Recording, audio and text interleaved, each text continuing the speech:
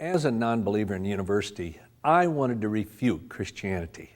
I wanted to show that Jesus Christ never ever claimed to be God, and besides that, he wasn't anyway, and that the resurrection never happened, and most of all, that the Bible was just full of fables and it was fiction. But after a lot of research over the years, I became a Christian, and I concluded I could hold the New Testament in my hand and say two things are true about it. One, what I have is what was written down. It has not been changed. But more than that, what was written down was true, in the sense that, yes, Jesus said that, and Jesus did that. And one reason I came to that conclusion is as I would apply an historiography. Now, don't let that big word historiography throw you. It simply means the principles to determine the authenticity of any document. A good part of any historiography, what you could call the external evidence test. Now get it, external, outside evidence. Now what does that mean? Well, this was laid out by Dr. Louis Gottschalk, who is a professor of history in the graduate school of the University of Chicago.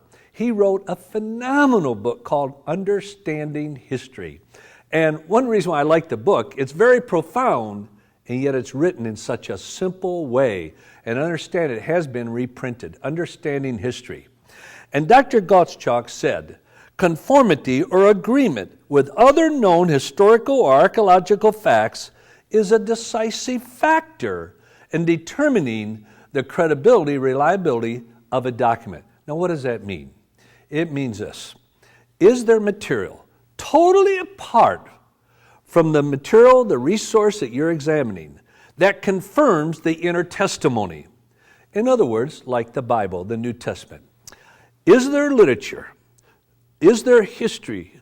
Is there archaeology and discoveries totally apart from the Bible that confirm the inner testimony of the Bible? In other words, it's external, it's apart from it.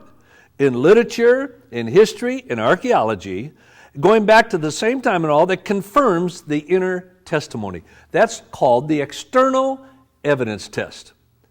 And when I applied this to the scriptures, I concluded, if I cannot trust the New Testament, then I can't trust anything in history. In the next several segments, I'm going to touch on some of the evidence in literature, history, and archaeology that confirms the inner testimony of the New Testament.